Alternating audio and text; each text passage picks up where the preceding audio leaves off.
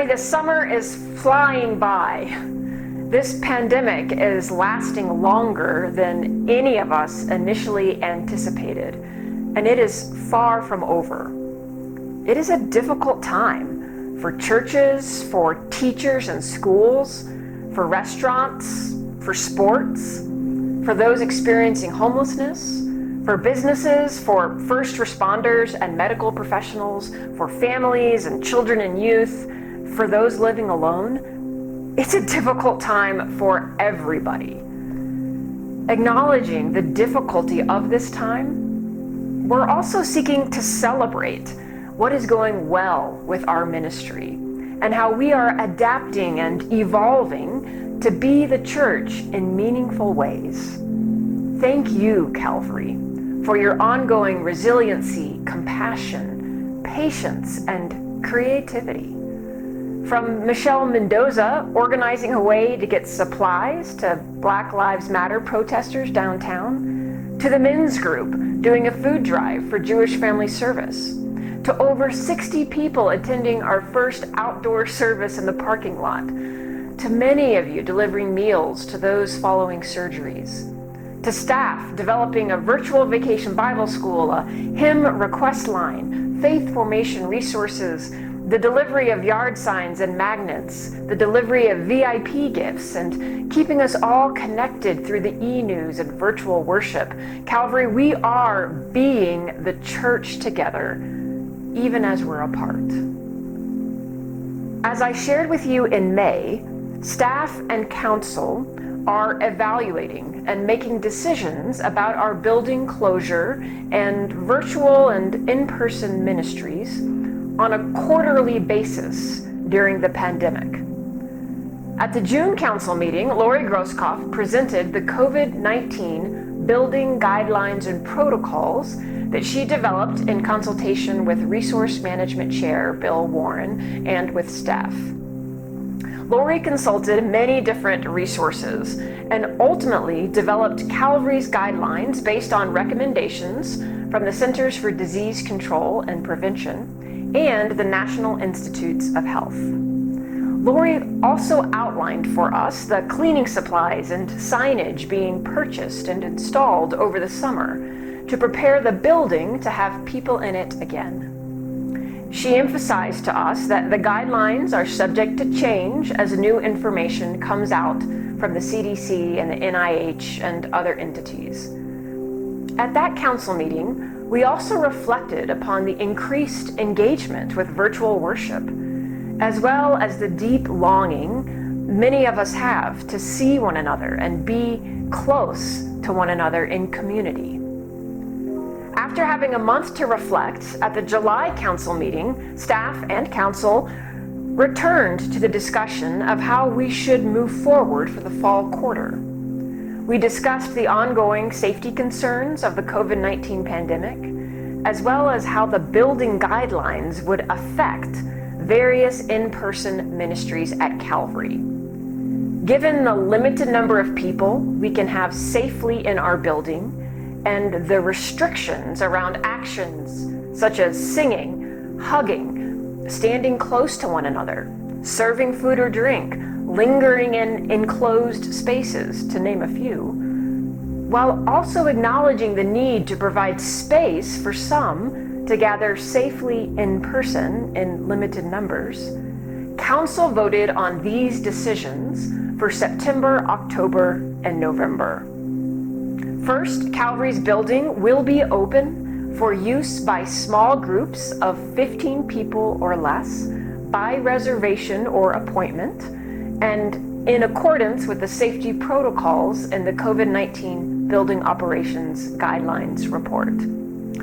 2, virtual worship services will continue. And 3, the church office will remain closed and staff will continue to work from home. Pastors Morgan, Alice, and I will now walk you through each of these points and what they mean for our life together this fall. Calvary, we will be opening for small groups to meet on site via reservation. This won't be how we used to meet on site. First and foremost, when you arrive, you will not do what I just did. You will not take off your mask, but in order for you to hear me more clearly, I'm recording without my mask. When you come, you will have your mask, you will have your temperature taken. We have these handy dandy digital temperature readers.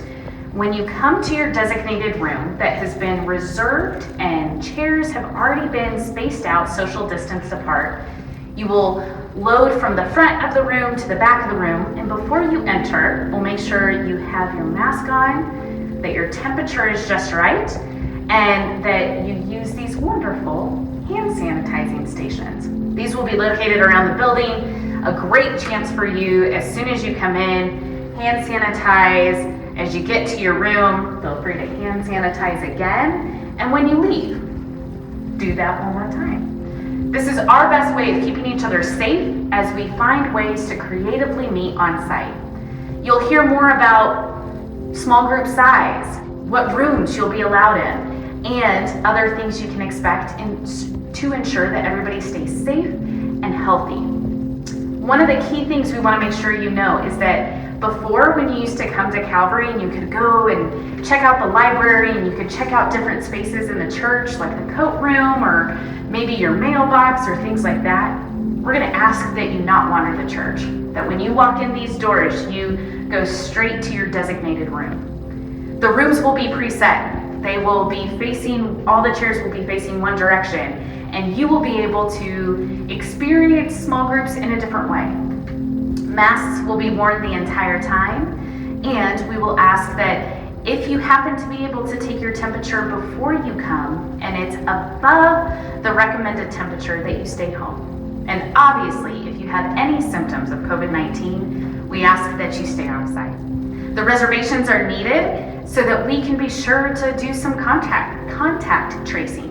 If somebody in your small group happened to test positive for COVID-19, we want to be responsible and be able to let you know to pay attention to that.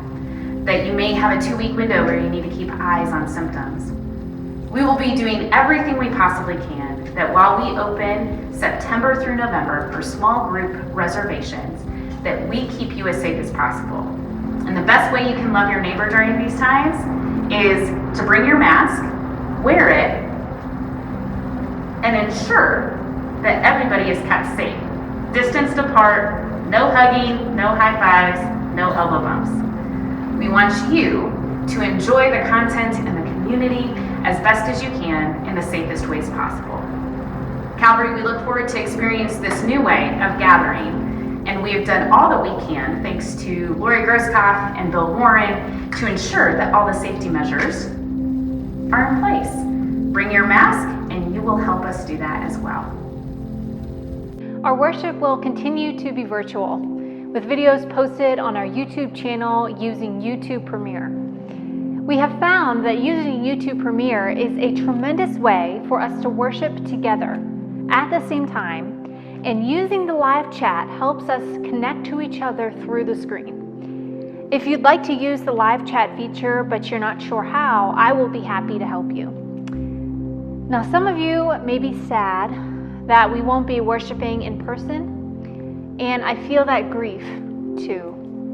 But virtual worship has allowed us to use more lay people participating in worship. We get to show lay people's musical, artistic, and speaking gifts. It's allowed us to be more creative with how we craft our services.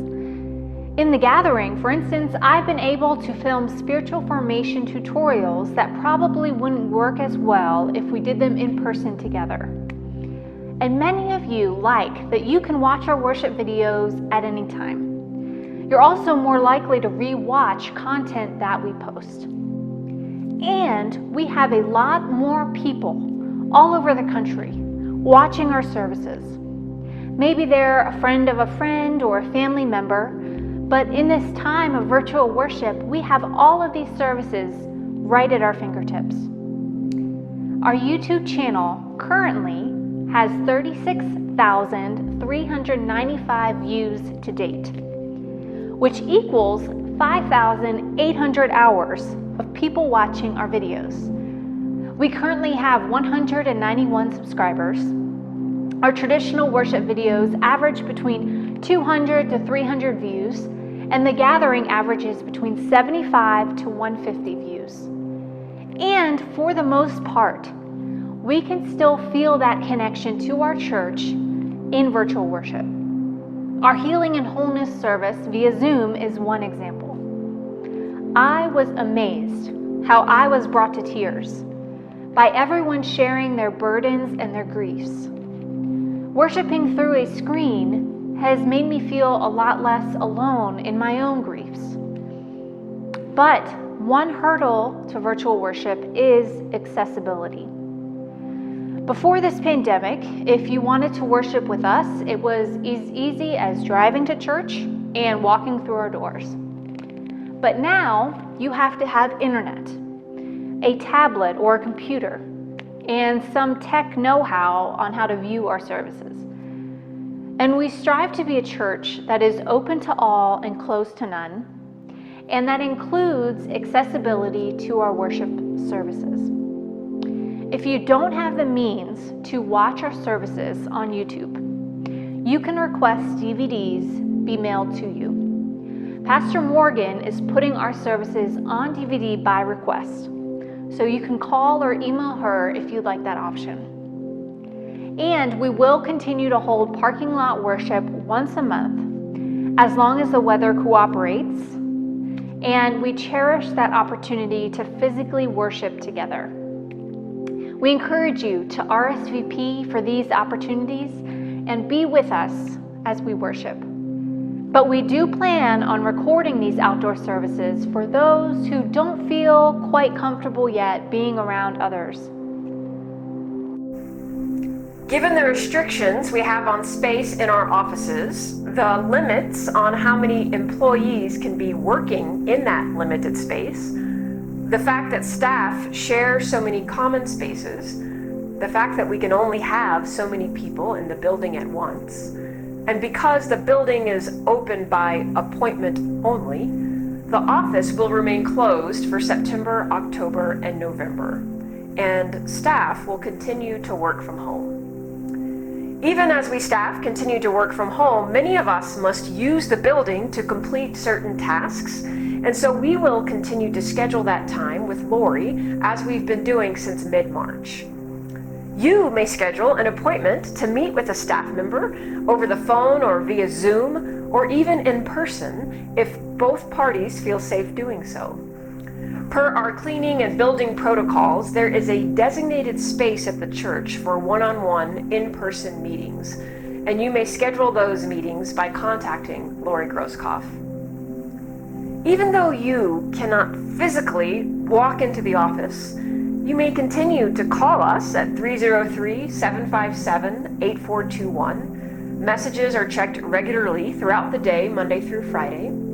You may email cbc@calvarydenver.org or any staff member to contact us. If you do not have our emails or phone numbers, you can get that information from Lori. You may also mail in your financial gifts or other communications to the church at 6500 E Girard Avenue. The mail is picked up at the post office weekly. And you may continue to enter the building briefly to drop off a financial gift or an in-kind donation in the grocery carts in the coat room. Now, if at any point Colorado experiences a spike in our COVID-19 numbers, Calvary might decide to close our building again if that's the safest decision for us and our community. If that happens, we will communicate that as quickly as possible. And in October, we will begin again the discussions around the next quarter, December, January, February, and we will keep you informed of those decisions. Calvary, as we move into the fall, I know we will continue to be the church together in meaningful ways. I truly believe that God is holding us together, even when it feels like at times that we're barely holding on. Grace and peace to each and every one of you.